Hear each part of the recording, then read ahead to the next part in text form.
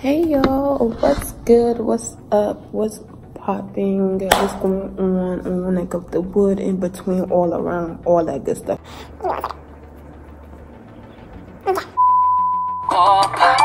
supposed to chill. That's where walk supposed to dance. It's supposed to rock. It's supposed to flex. But don't you forget, yo. Say no be by mighty, yo. Always be thankful.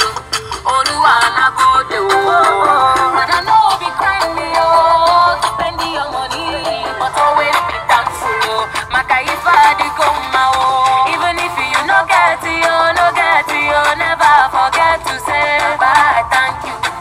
Oluwana Gode, and if you to get you, never forget to say bye, thank you.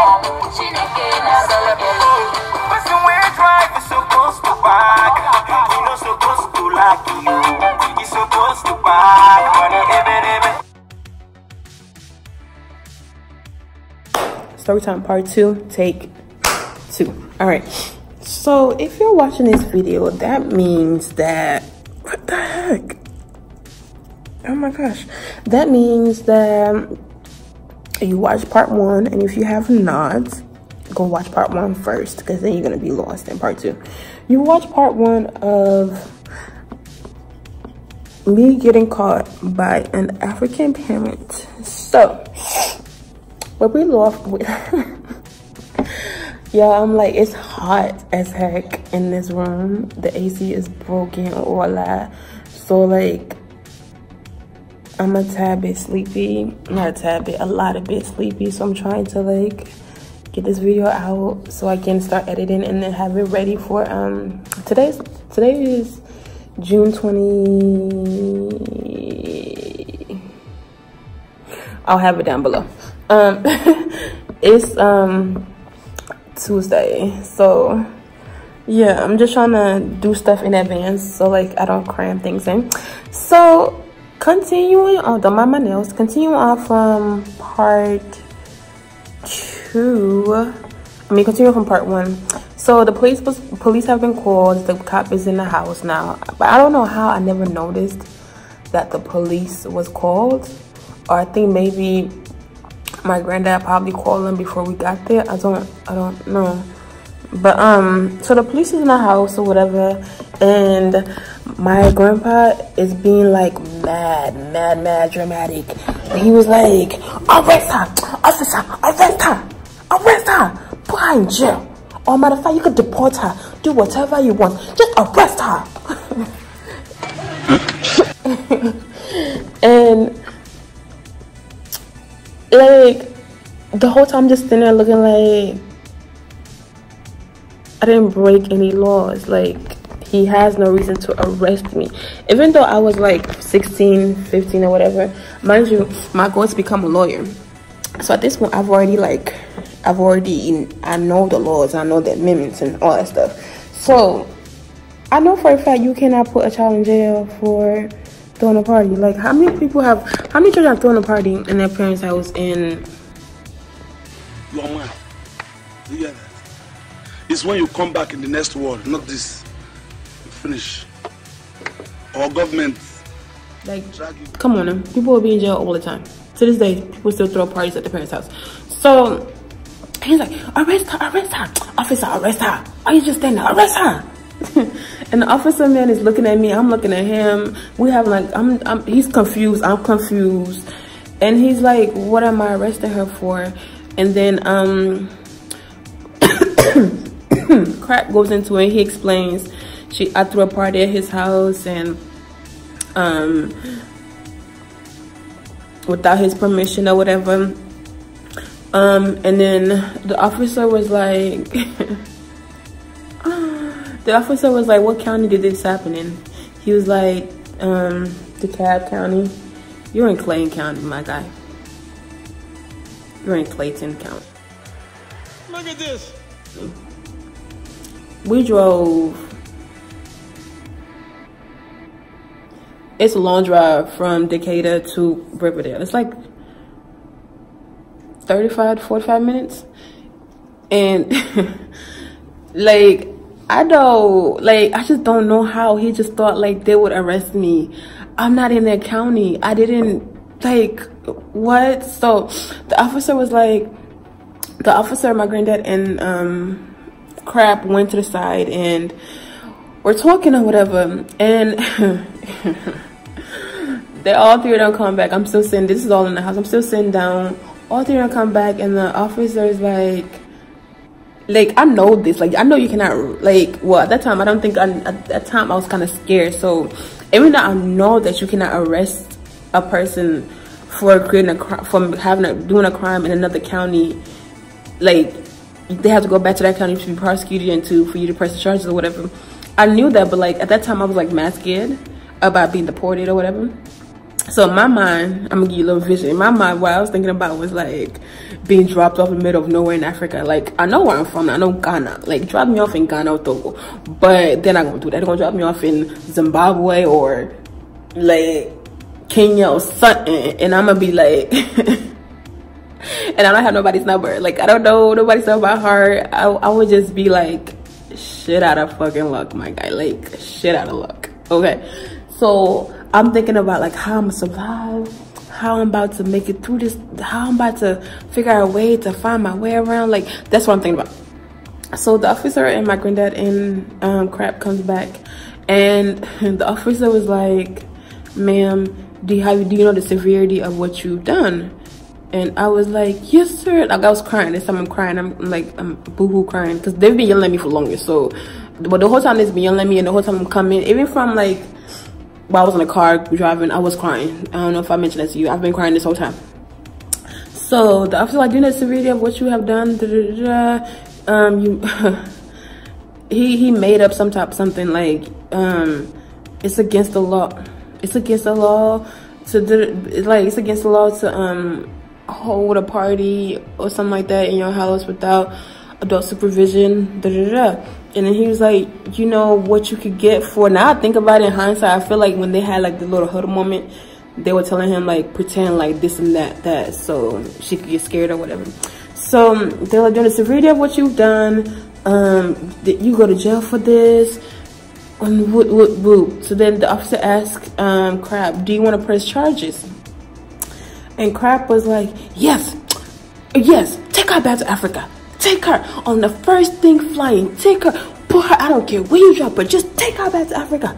And I'm looking around, I'm like, and I'm crying, I'm like, I will never do it again. I'm so sorry, I will never do this again. I don't know what overcame me. I don't know what came over me. I don't know. I'm so sorry. Please don't send me back. Please don't send me back. What will I do? I can't even resist. Oh my God. If it doesn't, oh my God.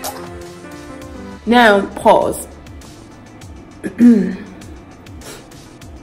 A plane ticket to Africa is not cheap, my guy. Okay?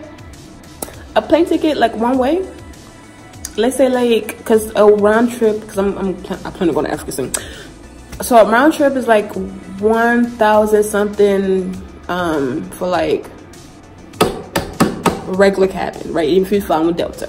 I came to America with American Airlines. Okay. Did I come with Delta?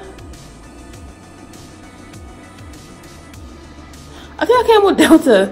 I came to New York because I came from Africa to New York. New York, I had a layover for like overnight or something. So I think from New York, from Ghana to New York, I did American Airlines, and then from New York to Atlanta, it was Delta because I remember them biscuits. But so a plane ticket is not cheap, and you were in a position to send me back. And back then I wasn't thinking that good because I never, every time all African parent go to is I would deport you, right? But I don't think we as the children ever think like you can't afford that right now. Like we're scrapping for like leftovers right now. Like you can't afford to spend $500-600 on me to send me back. And then who you gonna send me to? And then when you send me back, you gotta pay them monthly to maintain me. So You can't just send your child to somebody and not pay. And I like, you know, like who no, like, no. So you want to spend more money and send me back? Oh, anyway, so back to the story. So then Crap was like, deport her back to Africa. I don't care where you drop her, just drop her off at somewhere. And then the officer was like, I can arrest her. Pause. Who? Arrest who? Like, in my mind, I was like, arrest who? Who? I'm too pretty to go to jail. Who? Like, all I did was throw a little kickback, a little twerk session. That was it. And I'm going to jail for a twerk session. Maybe that's why I don't like twerking these days. Like, that's probably why I don't twerk. Because I associate twerking with jail time. Yo, I was like, that's when I really started boo-hoo crying, like snot and all that. Like, I was like, you're really like boo-hoo crying. Okay, so back to the story. Play. So the officer was like, I can arrest her. So he's about to take out the handcuffs or whatever, and then the officer was like, legally I can't really put these handcuffs on her. So he like he's about to put it in. He was like, legally I can't really put these handcuffs on her because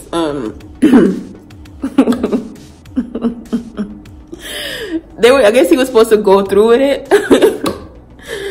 The face on Crap and my granddad was like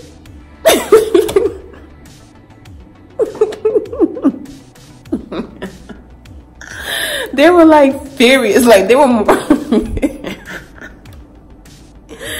anyway, so they were like furious. They were like, I don't know how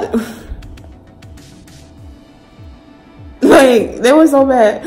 So then the officer proceeded to say, he was like, I can't really put the handcuffs on her because, you know, she didn't really do any crime. But if you do really seriously want to press charges, you got to go back to your county, because this is Clayton County and this happened in the cab, and there's something I can do about it. I'm gonna play along as much as I can play along, but at this point, this is where the scene ends. And then I'm like, while he's saying all of this, I'm not listening to the words he's saying. The last thing I've heard was arrest. Okay, so when he's talking to them, is all of this. All of this is just flying by me. It's just like, just going by me. So the officer, what happened? I think the officer puts the handcuffs away or whatever, and we all sit down, and they have a little procedure to talk to me about. The procedure talks to me about responsibilities and how little things like this could really, if it had escalated, like if I had ended up having alcohol and drugs and stuff like that, it would have been a serious matter. And then here comes Crap. She was prostituting herself. What do you mean alcohol? The girl's prostituting herself. Arrest her. Oh, arrest her. Why are you sitting here talking to that one? Arrest her. And then my granddad in the back echoing, like, he's like, yes, arrest her. Arrest her. Prostitution. And now you come kill us. You disgrace us. You think this is why we brought you to America? To come disgrace us. Disgrace our name. Hey. Rubbish. And then I think I remember Crap grabs me, right? I think he in the midst of him talking his madness, he forgets that the officer is right there. So he grabs me, and the officer the officer looks at like a shock mode, like what you about to do here? Cause like, what you about to do? Cause it's not hard for me to, like, this is what you about to do. So he grabs me and then he's like, you cannot prostitute yourself. What do you think you're prostituting yourself? You are an African. We do not prostitute ourselves. You think I spent all that money to bring you here just for your prostitution? Pause. He didn't spend no money to bring me here. My granddad spent money to bring me here. He didn't spend no money to bring me here. He didn't even want me here. My granddad brought me here. Okay, back to the story. So He goes, you know how much money I spent to bring you here? All the heartache I do for you and this and that. And you want to sit here and prostitute yourself for some boys. And then my dumb self decided to speak back. I was like, I was not prostituting. And by the time I said, well, I was not prostituting, he lifts his hands to slap me. The officer stopped the hand. He's like, sir, you can't hear her in my face. Like, you can't put your hands on her in my face. Like, what are you doing? What are you doing? So he lets me go. The officers and them have a talk, whatever. They talk, woo. I guess they thank him for coming out or whatever. Anyway, so the officer leaves. I'm scared for my life. I don't know what's about to happen. I'm thinking like they're about to order the next thing smoking so I can be out of here. Cause like, so he comes back. They both come back. They go, Yasmin, Yasmin, Yasmin. Zene Myonko, Zene Myonko. Yasmin, Yasmin, Zenene Yonko, meaning how many times did I say your name? And then I'm like, I'm scared to respond, so I'm just standing there looking. And then he goes, Zenene Yonko. Then he hits me. I just hit the camera so y'all can get the gist of it, but he hits me. And I'm like, I'm still quiet. So they sit there. We're all like I'm on like pins and needle. My granddad and crap are sitting there on like I'm still sitting to the side like way far from them, and they're talking. They're like, my granddad's like, I should never brought you here. I should never brought you here. If Fanny's gonna disgrace yourself like this, disgrace the family like this, I should never brought you here. Where did you learn to become a prostitute? You're trying to become like your mother. You're trying to be like your mother. You want to prostitute yourself like your mother. Pause. My mom's not a prostitute. My biological mother, she's not a prostitute. No, it's my adoptive mother, a prostitute. So I didn't understand where none of that was coming from. So okay, back to the story. So then he was like, you're trying to be like your mother. The spirit of your mother's in you. Oof. So we get in the car.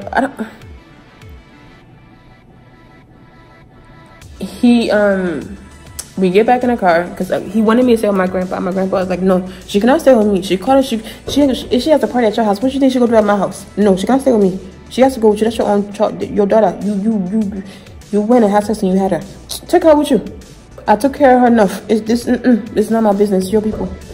So that he had no choice but take me back because anybody go ask you to have sex, point blank in a period. You should have kept your little woozy in your pants. Okay, so we went back to the house and the whole time it was like quiet. He wasn't speaking to me or nothing like that. We get back in the house and I have to do like this punishment. This is like 2 o'clock in the morning. I had school the next day. This is like a Thursday or something, or like a midweek Wednesday or something like that. And I had school the next day. It's 2 o'clock in the morning. We get in the house and he's like, get on the wall. And get on the wall is like when your back is on the wall and then your hands are like this. Your back is against the wall. He's like, get on the wall. And then I'm like, so I get on the wall. And I don't finish until like almost going on 4. And by the time he fell asleep, and he was just like, get out of my face, just get out of my face, just go. Get out of my sight! If I count to 3 and you're still here. So I go in my room and I go to bed. And that was it. Now, it doesn't mean like my life after that got easier, nah. Like, he proceeded to like, every day he saw. Now the thing about African parents, like, no matter how long ago something has happened, every time he sees you or something, every time an African parent sees you, they will bring that thing up, or they will bring it up. They will bring it up till the day you die. Hey, even when you're married at your wedding, remember when you threw a party at my house? They will bring it up to the day you die, my friend. Don't ever do wrong to African parents, I beg. Because you will never let that thing they will never let that thing go.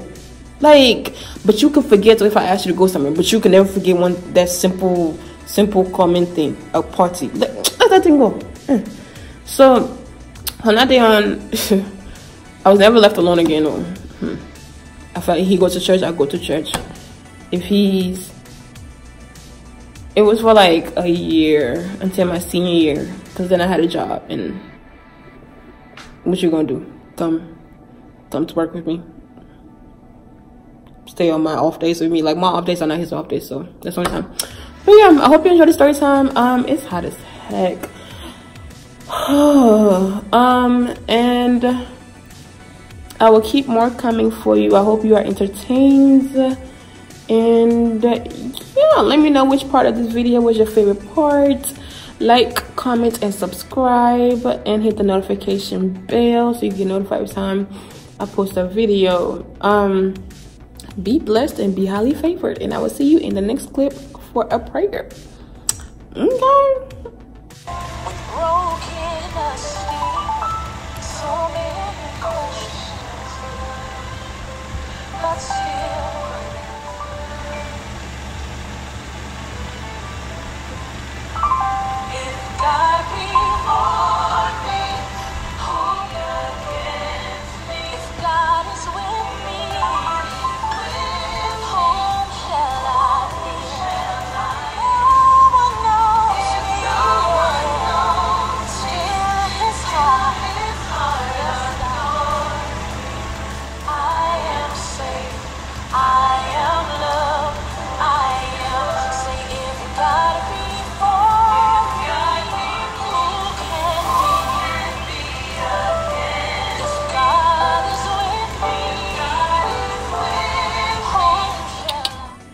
All right, bye.